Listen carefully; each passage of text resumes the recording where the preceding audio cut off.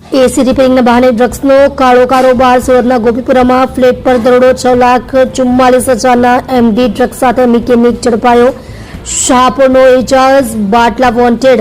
સુરતના ગોપીપુરા વિસ્તારના મોમના વાડમાં આવેલા એક એપાર્ટમેન્ટમાં દરોડો પાડી પોલીસે લાખોની કિંમતના મેફેડ્રોન ડ્રગ્સ સાથે એક આરોપીની ધરપકડ કરી છે. ચોંકાવનારી વાત એ છે કે ઝડપાયેલો આરોપી અગાઉ એસી અને ફ્રીજ રિપેરિંગનું કામ કરતો હતો, પરંતુ શોર્ટકટથી પૈસા કમાવાની ઘેલછાએ તેને ગુનાખોરીના રસ્તે ધકેલી દીધો હતો. ગુપ્ત બાતમીના આધારે જલારામ એપાર્ટમેન્ટમાં દરોડો.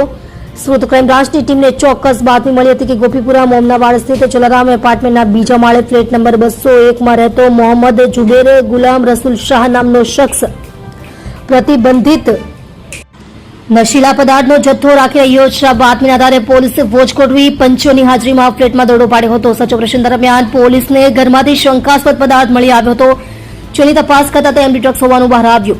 214 ગ્રામ ડ્રગ્સ અને વજન કાંટો કબજે કરાયો. પોલીસે સ્થળ પરથી કુલ 214.730 ગ્રામ મેફેડ્રોન ડ્રગ્સ જપ્ત કર્યું, જેની બજાર કિંમત અંદાજે 6,44,190 રૂપિયા થાય છે.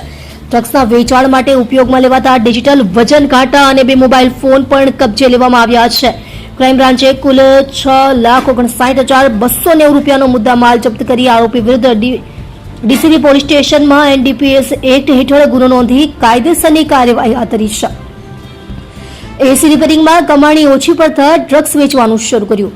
પોલીસ પૂછપરછમાં આરોપી મોહમ્મદ જુબેરની પ્રોફાઇલ વિશે ચોંકાવનારા ખુલાસા થયા છે. માત્ર ધોરણ 10 સુધી ભણેલો જુબેર અગાઉ એસી અને ફ્રીજ રિપેરિંગના વ્યવસાય સાથે તે સંકળાયેલો હતો. તે ઘરે ઘરે જઈને એસી સર્વિસીસનું કામ કરતો હતો. જોકે મહેનતના કામમાં તેને પૂરતી આવક થતી ન હતી. વધુ રૂપિયા કમાવાની લાલચમાં તેણે 2 વર્ષ પહેલા રિપેરિંગનું કામ છોડી દીધું અને ડ્રગ્સના કાળા કારોબારમાં પગ મૂક્યો હતો. શાહપુરના એજાઝ બાટલાનું નામ ખુલ્યું. ક્રાઇમ બ્રાન્ચની કડક પૂછપરછમાં આરોપીએ કબૂલાત કરી છે કે તે ડ્રગ્સનો જથ્થો સુરતના શાહપુર વિસ્તારમાં રહેતા એજાઝ ઉર્ફે બાટલા મુસ્તાક ડાયર નામના શખ્સ પાસેથી લાવ્યો હતો. આરોપી એજાઝ હાલ ફરાર છે અને પોલીસ તેને વોન્ટેડ જાહેર કરી તેની શોધખોળ કરી રહી છે. પોલીસને શંકા છે કે નેટવર્ક શહેરના અન્ય યુવાનો સુધી ફેલાયેલું હોઈ શકે છે. એસી રિપેરિંગના બહાને નેટવર્ક વધારવાની શંકા. તપાસ અધિકારીઓએ દિશામાં પણ તપાસ હાથ ધરી છે.